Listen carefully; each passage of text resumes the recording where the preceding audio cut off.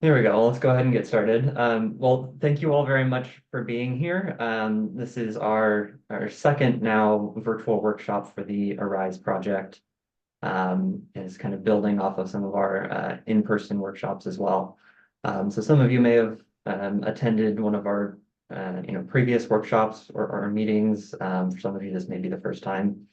Um, so welcome in. This is kind of a monthly workshop just to keep up with the state of the project and new developments and keep up with new materials that we're adding to the curriculum. So since our last workshop last month, it's been a pretty busy month. So today I just kind of wanted to go over, for those of you who are joining us for the first time, just give a brief overview of what we're trying to do with this Arise project.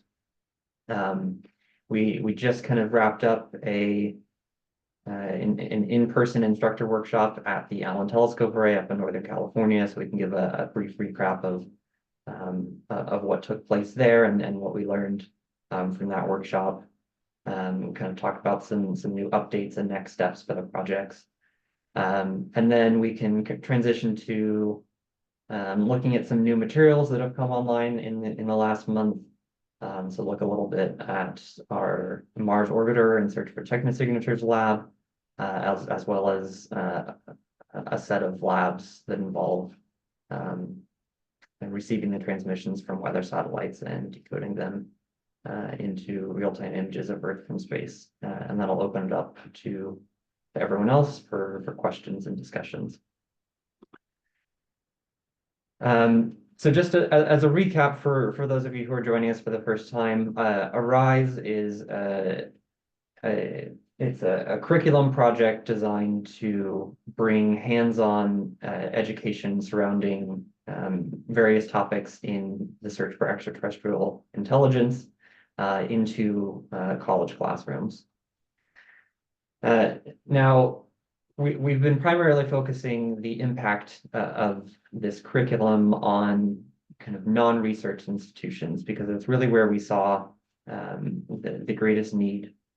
So about half of all the students in the US who take an introductory astronomy course do so at these non-research institutions. So there's a very large student population that is encountering astronomy and related topics for the first time at these institutions. But instructors at these institutions are often faced with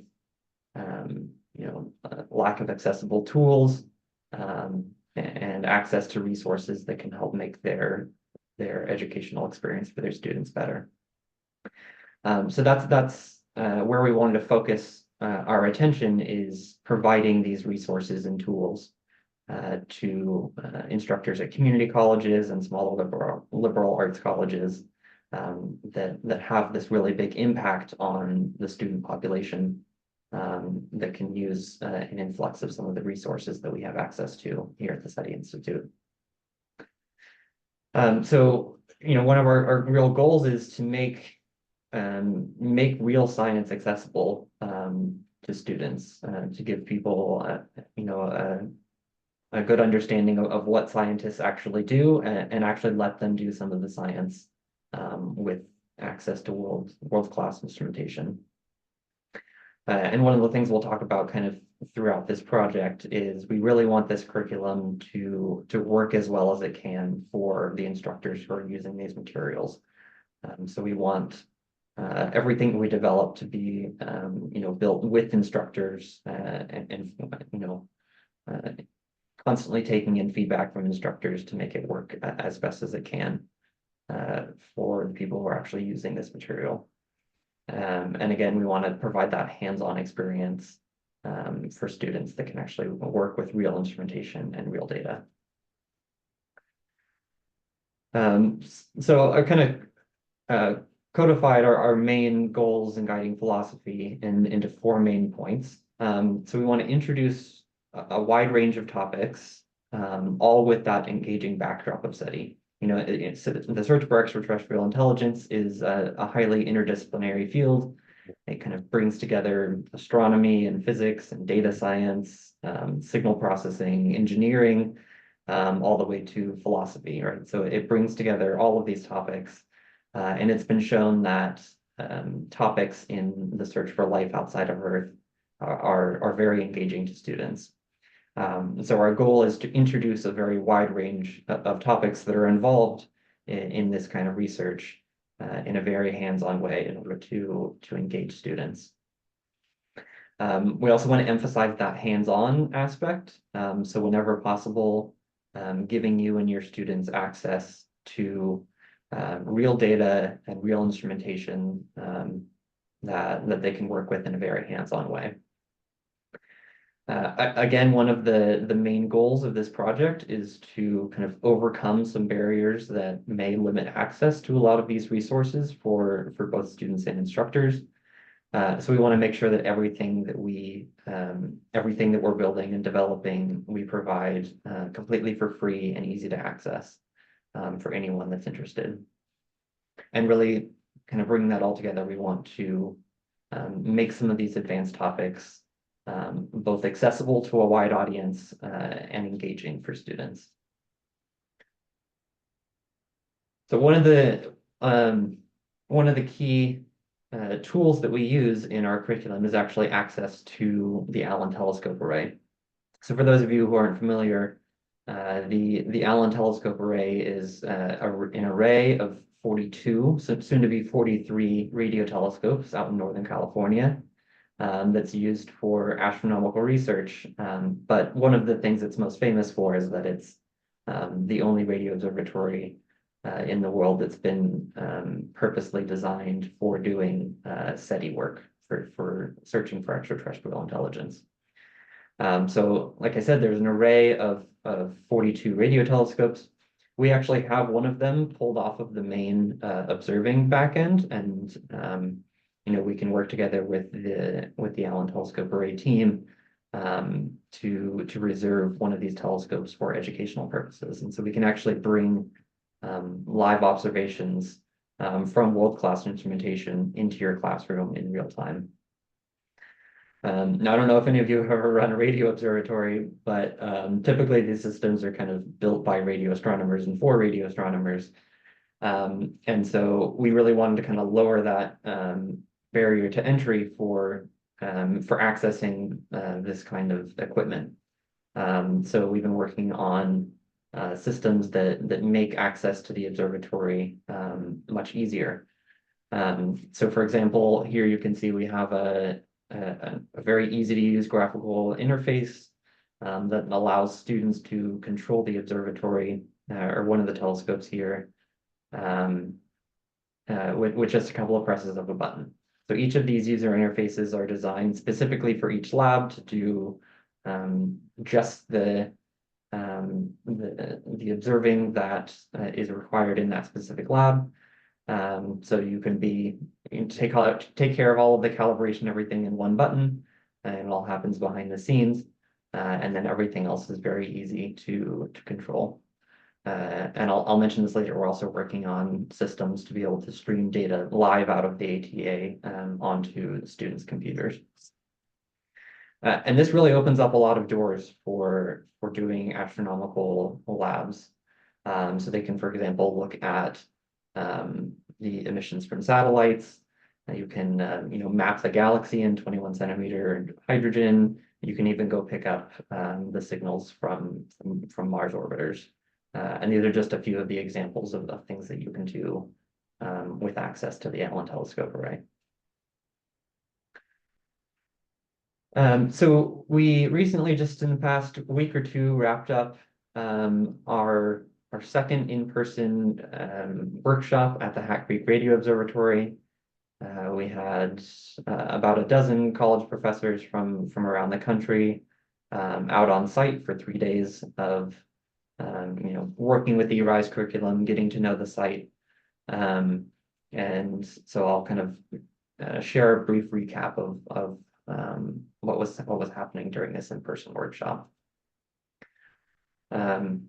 So here's a list of some of the people that attended our workshop. We have kind of um, a very diverse group from around the country that are interested in using our materials and pulling them into their classrooms, and are also working with us to help refine the curriculum and make sure that it works as well as it can for them as instructors.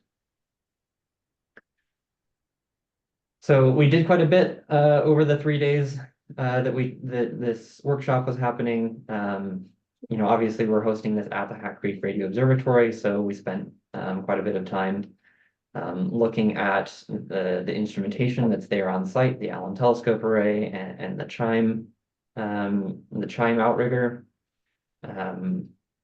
We kind of built a virtual tour of the observatory in collaboration with this group called Tour It, and kind of explored some of the science that's happening there on site. We also had the chance to work with our instructors to test out some of our labs and get good feedback. So we covered kind of 4 main labs that have been added to the curriculum recently. You know, mapping the galaxy in 21 centimeter hydrogen, picking up signals from weather satellites, looking at pulsars, and then one that we'll look at today, Mars orbiters and the search for technosignatures. So this wasn't just a chance for us to kind of share what we've been working on, but it's also been a chance for the instructors to tell us their experience in the classroom, you know, how they approach teaching, what are their strategies, and how might they incorporate these hands-on activities in their classrooms. So again, we got a lot of really good feedback on the materials, on the overall status of the project. So I've kind of put some of our main takeaways here that we want to, you know, take with us as we build the future of this project. One of the things we want to focus on now is you know, curating our materials to a general education audience. I think that's where we will see a lot of the implementation of these of the materials that we've been developing is for kind of a general education and descriptive type courses. So we want to take some of the materials that we have developed and make them more friendly for GE and descriptive courses by like reducing math that's involved, reducing the coding prerequisites, and generally making this more accessible to a wider audience. We've also been talking about the idea of hosting different versions of different labs that are kind of designed for different level courses.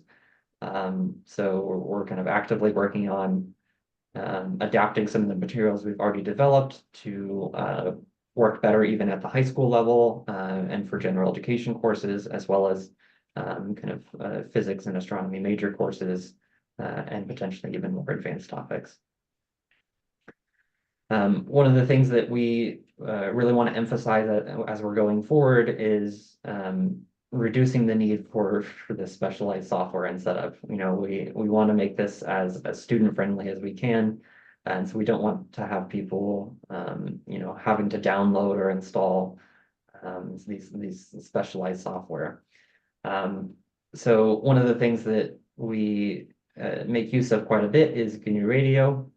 GNU Radio is a very powerful software platform that allows you to do some very hands-on tasks in signal processing in a pretty easy to approach way. But as powerful and flexible as GNU Radio is, it has a few issues with you know, people installing it and getting it to work as easily as it can. So we're actively looking at funding the development of a web-based platform to host GNU Radio. So you know, your students can simply follow a link and have all the accessibility of GNU Radio. We also want to, you know, transition anything that all of our materials that work in Python or Jupyter notebooks remove a lot of the dependencies that we have now and transition everything into kind of a single framework in Google Colab, which will help us kind of make a lot of these materials easier to work with and more accessible. And one of the things we're actually working on actively is deploying systems on the servers of the Allen Telescope Array to allow you and your students to actually stream data live out of the ATA without any of the special security configurations.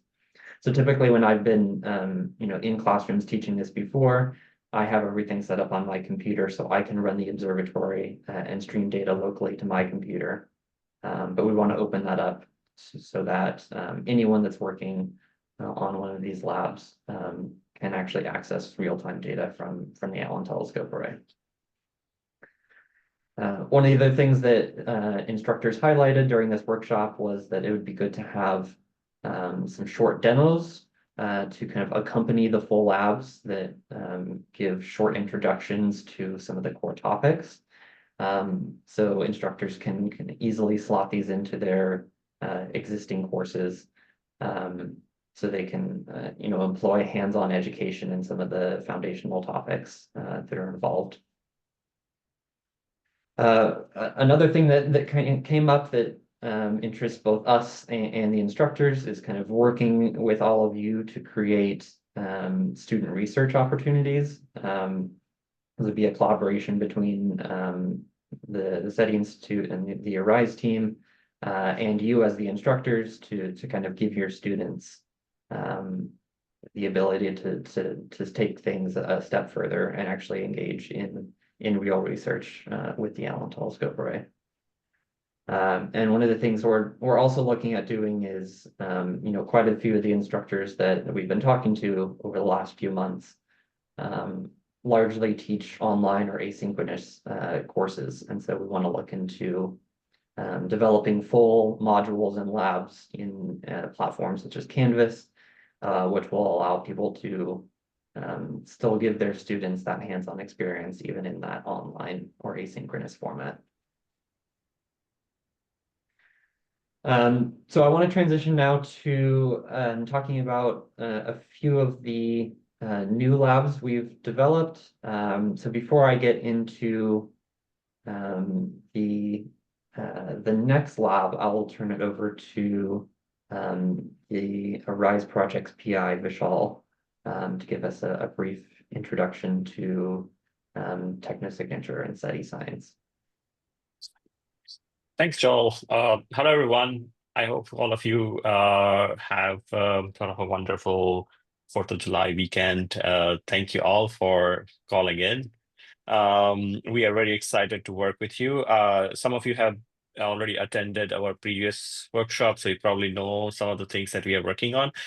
So as Joel mentioned, this is going to be our sort of a monthly thing. Every month we will try and basically announce new labs, new sort of development that's happening in the project. And if any of you, one other thing I think Joel will mention toward the end as well, but I'd also like to kind of also suggest it right now, is that we do have funding support for us to co-teach with you. So if any of you in the audience would like to use some of the material that is there on our website and you do need some help, and I think if you, for example, want to do like a live observation with one of the antennas for your student, you might perhaps also want to ask us to come out to your classroom.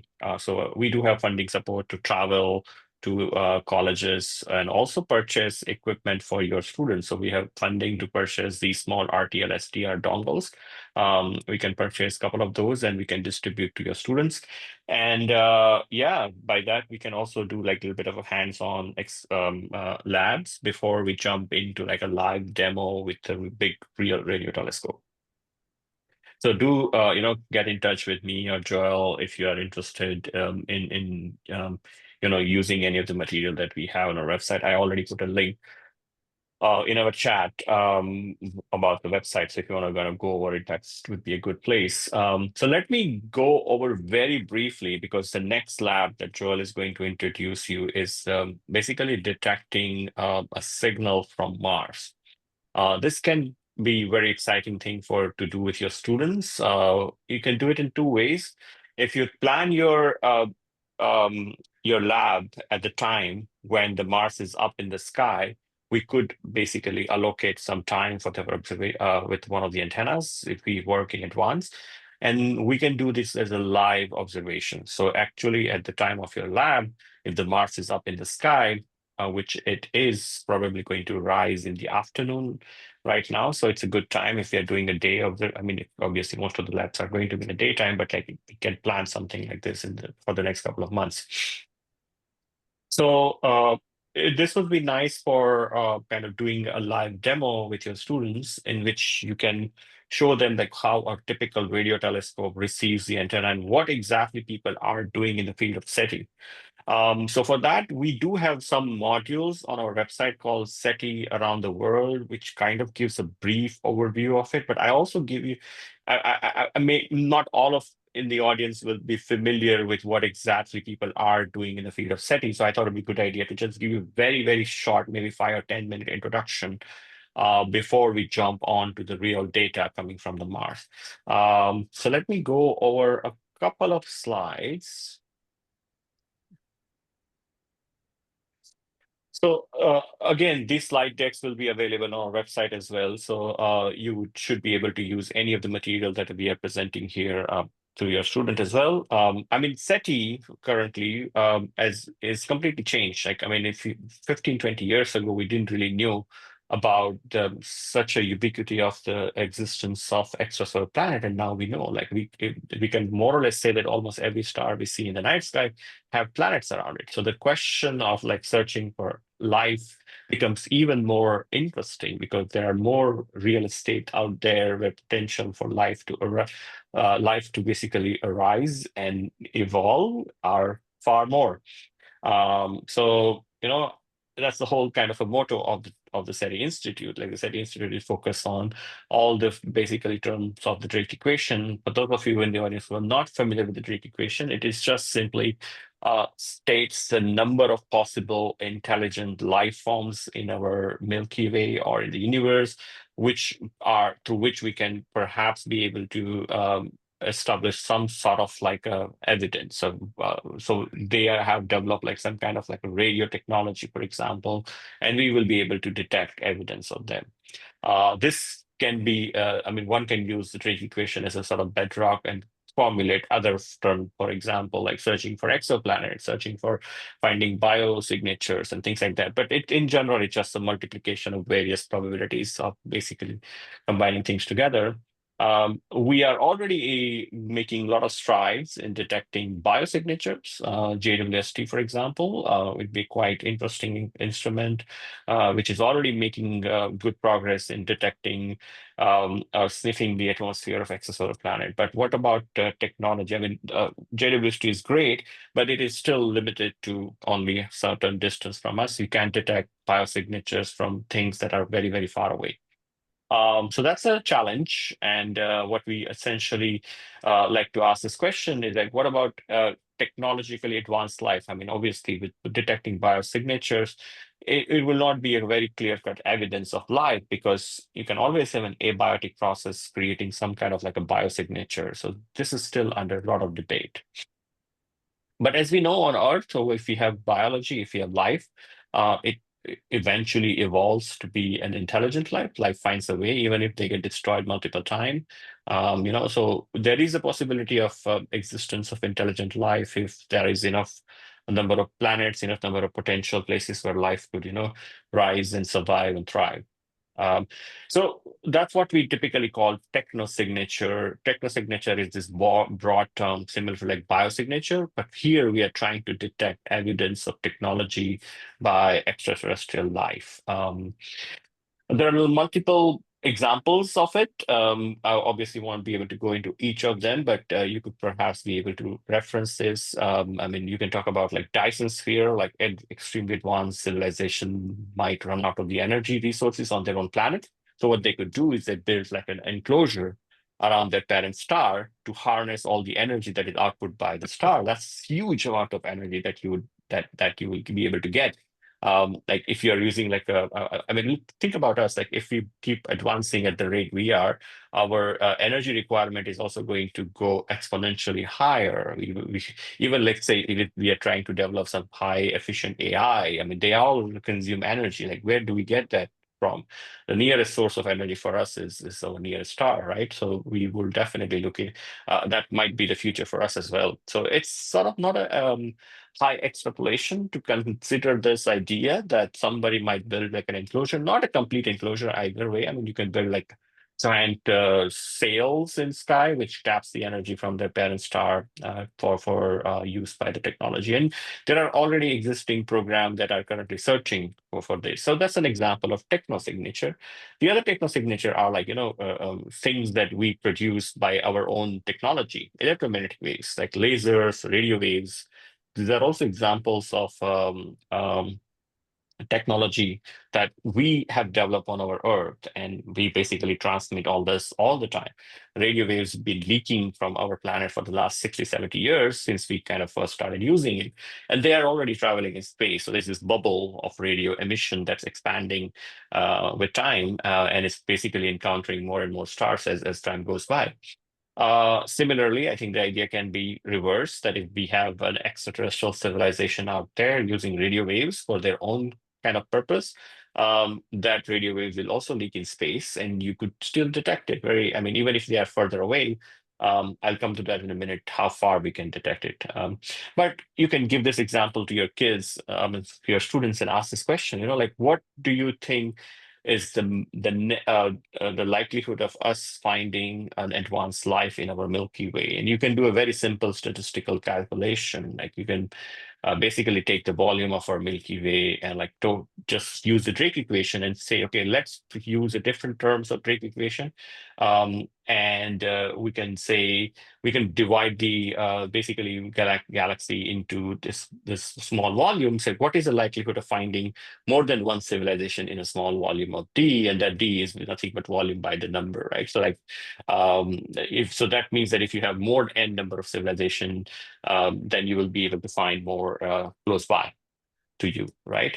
So if you take a very optimistic scenario, which I would love to do, there are millions of such civilization existing in our Milky Way, then the D is very small, right? Like you're gonna find more in a small volume.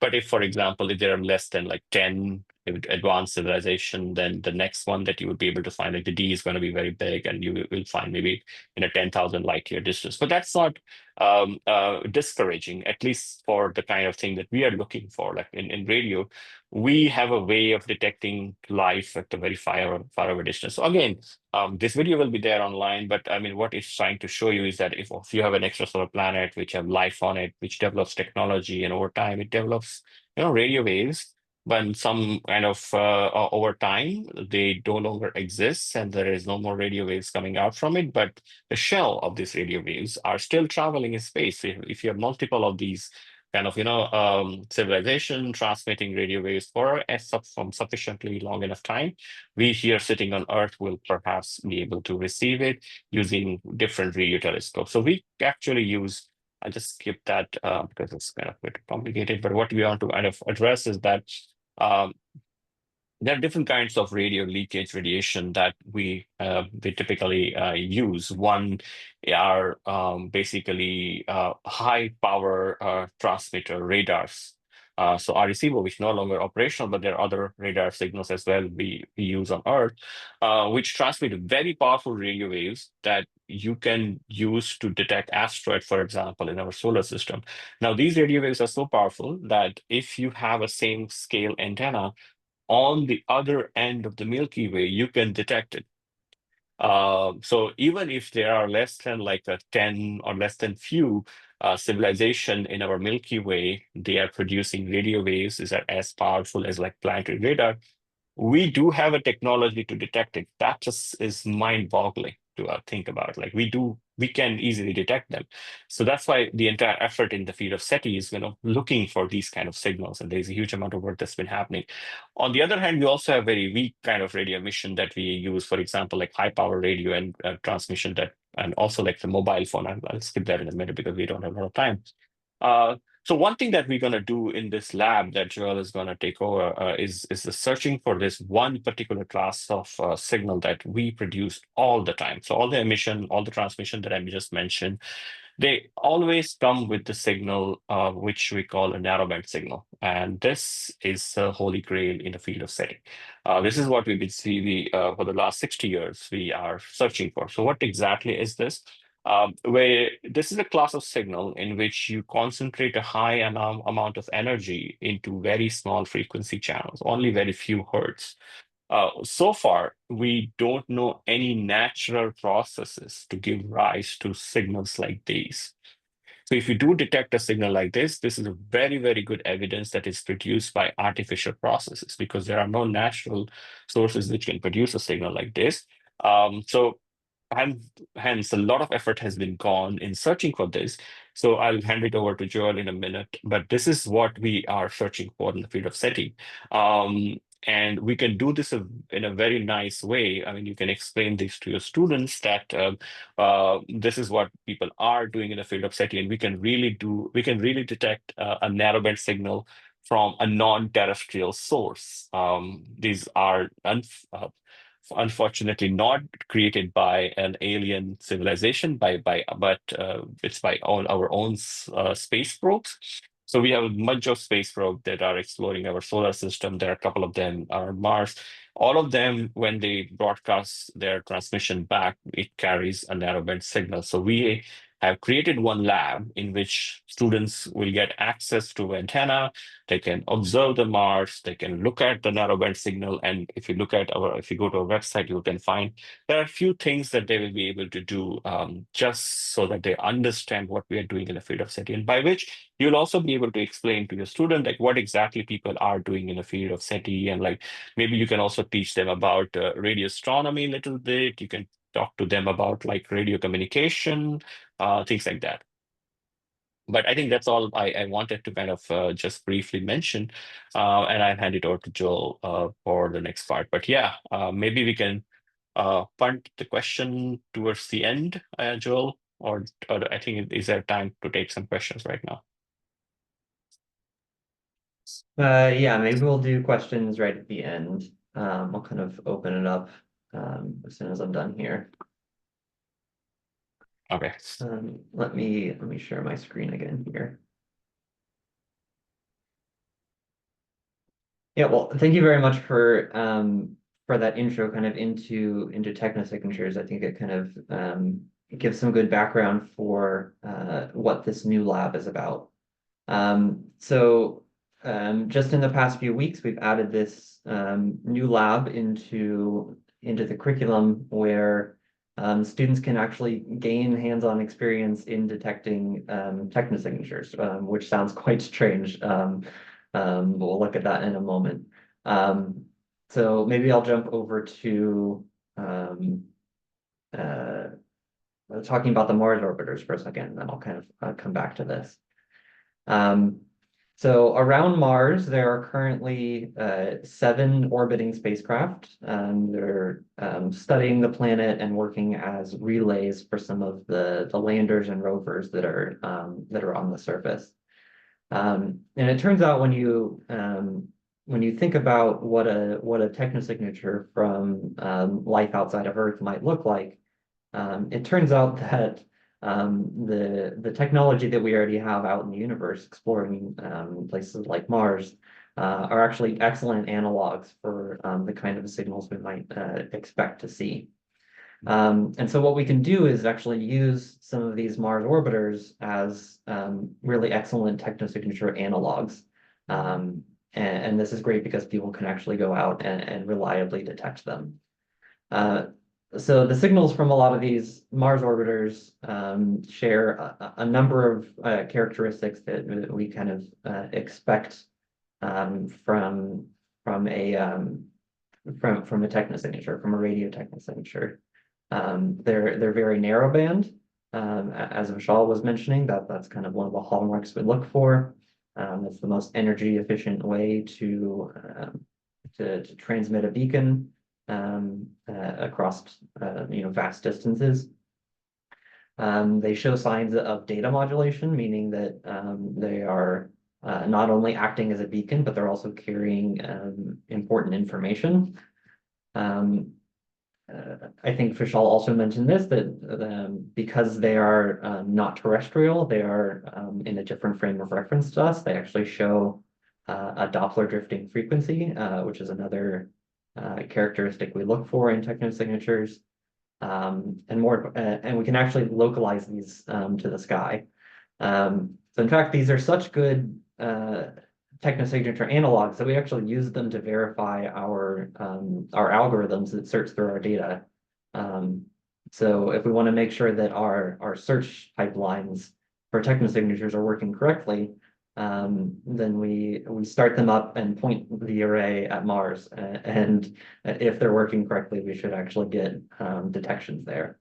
So these are actually really good analogs for technosignatures. That also allows you and your students to detect the real-time emissions from an active spacecraft in real time.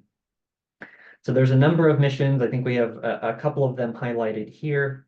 You'll notice that the brightest one here is from a mission called Tianwen-1. It's operated by the Chinese National Space Agency. And so that's what we kind of focus this lab on detecting. So as I mentioned, this is quite an impressive mission. It kind of consisted of an orbiter, some lander, a rover, and some other orbiters that were kind of all packaged together in one mission. So this spacecraft is by far the brightest and easiest to detect Mars mission that's out there. And we actually don't even need the entire array of the ATA. We can actually detect this quite easily with a single telescope that we can give access to you and your students for. So I'll go back here very briefly. So this is kind of the structure of this new lab. So it starts off with one of these important questions of, would we know a technosignature when we see it? How do we tell a potential technosignature apart from natural sources, sources in the universe?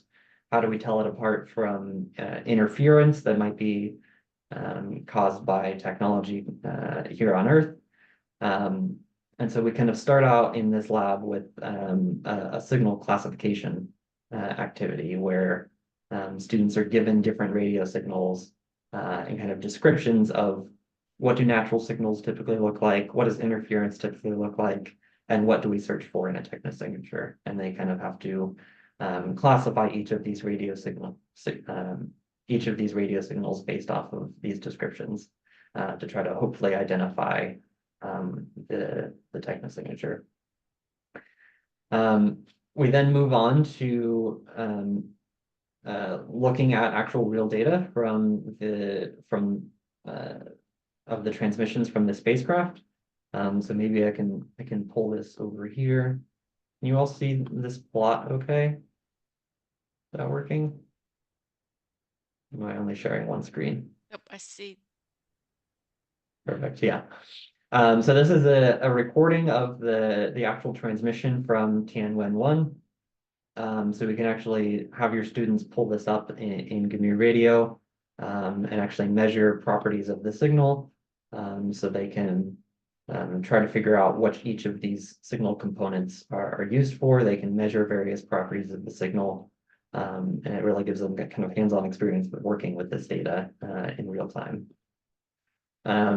And then we kind of take all of that and everything that we've learned about the structure of technosignatures, what we might look for, how we might detect them, and kind of turn that around into a design your own technosignature activity, where you have to design a signal that's meant to be detected by intelligence outside of Earth. And you kind of have to be intentional about what's the purpose of this? Are you going to include data modulation? Is it just a beacon? Are you going to transmit everywhere or directionally? What frequency are you going to use? So you have to consider all of these factors in constructing your own a radio technosignature that's meant to be detected by life outside of Earth. And as I've mentioned before, we also have the option to control one of the telescopes of the Allen Telescope Array, pointed at Mars, and actually make this detection in real time, which I think is quite exciting for students. You can actually see the active transmissions from a real spacecraft. So that was just a brief overview of one of the new labs. I know we're getting a little short on time, so I will move on to one of the other labs that we've developed over the last month. So there are a couple of satellite constellations that are taking real-time data on Earth. These are orbiting weather satellites that are studying weather patterns. And they're actually transmitting their data back down to Earth. And we can actually receive some of those transmissions and use them to decode real-time images of Earth from space. So there's two kind of main categories of satellites we want to focus on. The first is these APT transmissions from satellites in low Earth orbit, and then we can also focus on some more high resolution imagery from geostationary satellites. So the first one I'll briefly mention is these the NOAA POES satellites. So NOAA is the National Oceanographic and Atmospheric Administration, and they have what used to be 3 is now 2 or maybe none. I'm going to put a caveat on this because just in the last few weeks, due to budget cuts at NOAA, some of these satellites are being decommissioned. So one of them has already been decommissioned, and the remaining 2 are still unclear whether they're still transmitting. But if for some reason that these continue transmitting and we still get access to data from them, you can actually receive these signals with fairly inexpensive equipment, a simple dipole antenna and software-defined radio that you can give to your students. As Vishal mentioned, we actually have funding. If you want to do a lab like this in your classroom, we actually have funding to buy a few of these for your class, so you can hand them out to students. So these POES satellites continuously transmit what's called an APT, automatic picture transmission signal, at about 137 megahertz. And you can receive these quite easily just using this simple hardware. And what's nice about these is they're in low Earth orbit, so they complete about 14 orbits a day. So there's a good chance that you can find a timing that'll work well for these. I have a brief audio clip of what this actually sounds like if you catch one of the. So you can briefly hear this is us actually receiving in real time the signal from these satellites. It looks something like this, so you can you can visually see and also hear the satellite transmission, and then we kind of provide tools to easily decode that image into a real-time image of Earth from space. So that is the POES satellites, the polar orbiting ones. One of the other things we can do if those are going to be fully decommissioned is also focus on some of NOAA's geostationary satellites. So there's currently 4 of these, and as far as I'm aware, they're not scheduled for decommissioning, which is quite good. So these are geostationary satellites, meaning they stay in the same part of the sky continuously, so they're quite easy to receive from. And these transmit very high resolution imagery of Earth that you can actually see the entire globe at once. So you need a slightly larger equipment to do this, but it's still you can still do this in a quite cost-effective way. So you can set up a simple grid antenna with a low noise amplifier, and you can actually receive the signals from these. And this is the kind of imagery that you get out of this kind of setup. Hard to see here, but you can zoom into these photos quite a lot. And these are very high quality images that you can get directly out of a fairly inexpensive setup. So the previous lab I had mentioned that worked on the polar orbiting satellites, that's now completed. However, it's kind of uncertain with the state of NOAA whether those satellites will continue to operate. And so I'm now working on developing a lab specifically for the geostationary satellites that you can produce this kind of data with. So we have a few minutes left. I just kind of wanted to open this up to questions from all of you. I think I put a few of these items in the chat already, but we just created a Slack channel for the project that kind of lets us give out announcements for new developments with the project. Also allows you to kind of give us your feedback on the curriculum as we're developing it to make sure that it works as best as it can for you. And as Vishal mentioned, we do have funding to either purchase materials for your classroom or actually travel out to your college and co-teach with you. So this is kind of an all-in-one platform where we can have those kind of discussions and opportunity for feedback. And I believe we also shared the link to our website where all of our materials are hosted completely for free and open access. And of course, if you have any questions, feel free to reach out either on the website or by emailing myself or Vishal. So with that, we have a few minutes left. I guess I'll open it up to the rest of the audience for any questions.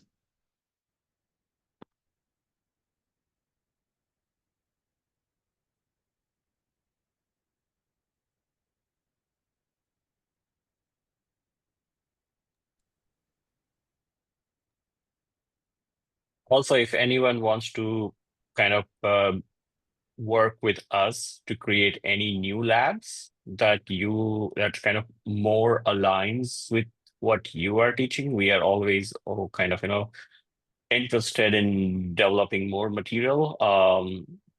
So yeah, please get in touch with us if you want to see something that students can do hands-on with any material that we have developed. We want to modify them, change in a way that suits more to your classroom needs. We are happy to work with you.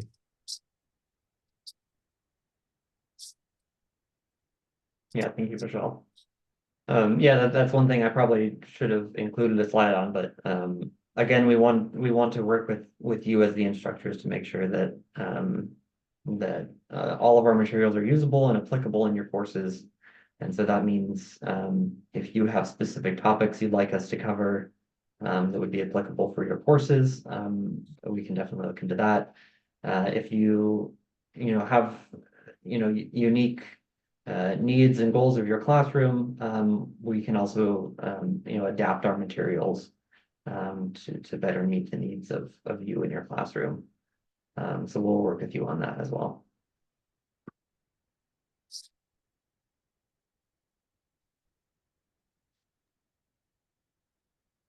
Can I talk?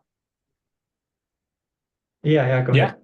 I'm a high school teacher, and I went to West Virginia, and there was a professor there who actually he worked on the CHIME telescope, and he had a class on digital signal processing in radio astronomy, and we built radio telescopes. And I'd like to, he's all the way on the East Coast, I'd like to make connections with you guys so that we built our own radio telescopes, and we could see Milky Way, the arms on the Milky Way through the hydrogen emissions. And you're just another resource that I'd like to use in the future. Sure. So Yeah. Yeah, that's actually one of the labs that we're considering implementing fairly soon, is kind of a design your own or build your own radio telescope that can do things like detect the hydrogen line. There are kind of already methods that people have designed this. I think that would be some good applicability. Yeah, feel free to put us in touch, and we'll be happy to work with you on that. thank you. Is the professor name Emmanuel Fonseca? No, it's his name is Bandura, Oh, okay. Bandura, Kevin Yeah. Bandura. Kevin Ventura. Okay, I know. Because we do work on FRBs. Yeah. And I think do you know a person named Pranav? I forget what his last name is, but he was also from uh, uh, West Virginia. Mm. He worked on the outrigger from Chime. Okay. There is a question online regarding where in the website. So I think once we wrap up this meeting, yes, Joel already put a link, but you can go to the events page and there is a virtual meeting videos that we will upload. We have one from the previous one. This is our second one, so we'll upload this one there as well. And So maybe this is I'll a good also, chance to, briefly show our website. So everything is accessible here. All of the materials are linked for free, and we'll also host all of the meetings that you can access on here as well. So as soon as the recording's available for this workshop, I'll post it on here. Hey, Joel, I have a quick question for you. This is Ed Albin with American Military, American Public University. We're fully online, and we've built, I'm based in Atlanta, about 100 miles east of Atlanta at the Deer Lick Astronomy Village. We've got a 2-dish system that we're interested in doing SETI work with. There are 2 3-meter repurposed satellite dishes that are separated by about 15 meters. And we've been doing interferometry with them. We're able to pick up Taurus A, Cassiopeia A, other targets, even some fainter targets. For example, the Omega Nebula. We're getting really nice fringes with the interferometer. And I guess my question is, could such a system be used for SETI work to be able to contribute? Because we are, as I mentioned, are able to get relatively faint signals down to a bit below 100 Janskys, and maybe yeah. even fainter with that. I can take that, Maybe Joel. Shaw, you want to take that? Yeah. Yeah, sure. So we typically do always work with sort of I mean we have a huge number of telescopes that we work with for SETI. With the part of the SETI Institute, we exclusively work with the Allen Telescope Array. But as a part, if you talk about like in general, the entire SETI community, there are a number of radio telescope all around the world that are being used for SETI.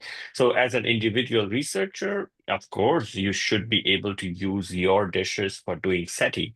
As far as the sensitivity goes, that's totally fine. I think in the field of SETI, we absolutely have no idea about what kind of limits that what are the kind of signal strength that we should be searching for.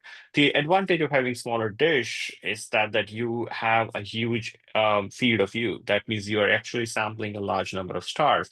Nobody's looking at all the stars at all the time. So when we are doing our surveys with the large dishes, we are perhaps also observing a very, very small number of targets at some time. And it is possible the signals that we are searching for are like some kind of transient signal. They don't last all the time. So if one has a resources of like a smaller dish, you want to basically target a few stars for long duration. I think that could be an interesting project. And I don't think so that I have seen a lot of work happening where somebody has observed like only few targets for like, let's say a year or so. So yeah, I think in terms of actually doing science, there is some potential of doing it. Now, if what kind of signal processing that you will be able to do, that depends on what resources you have as a kind of your backend. Like, will you be able to do like a very high spectral resolution products? That will require some amount of compute resources, some GPUs that you might want to kind of adapt to. So there are some complexities of kind of signals that you can search, but as far as the dishes are concerned, yes, that's totally fine. And we do use dishes like that in SETI. Yeah. Yeah, good. Oh, thank you so much. And we're using the radio SkyPipe with a LabJack AD converter. And AD, I think 8302 chip to combine the signal from the two dishes to get the fringes.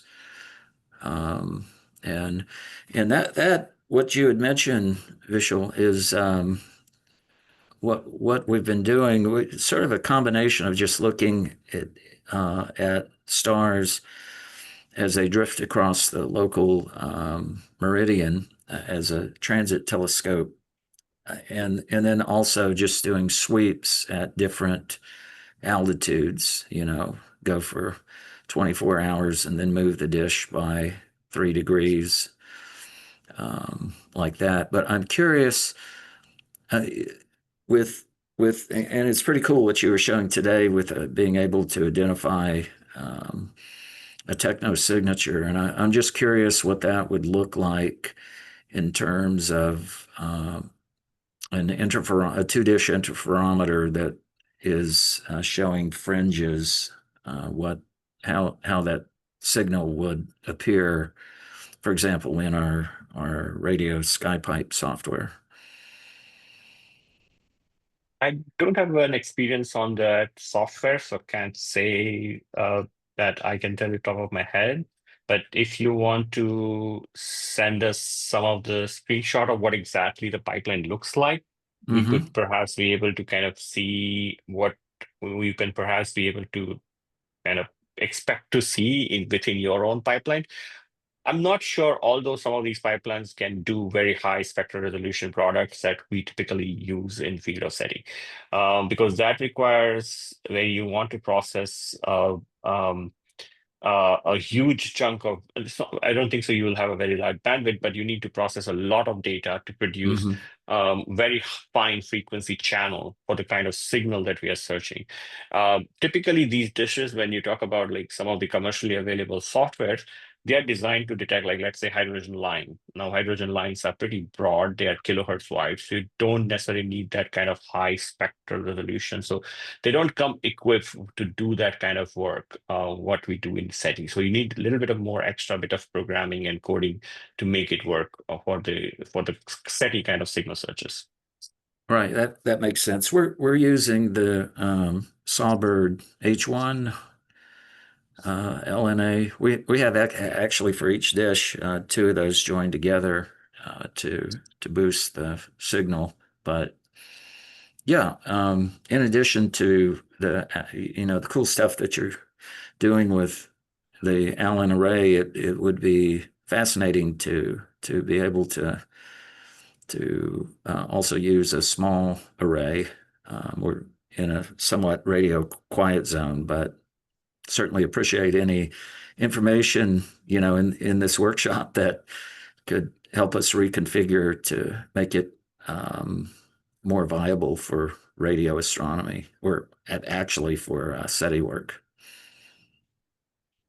Yeah, I mean, we can give you some inputs. Our goal is to make radio astronomy accessible for students.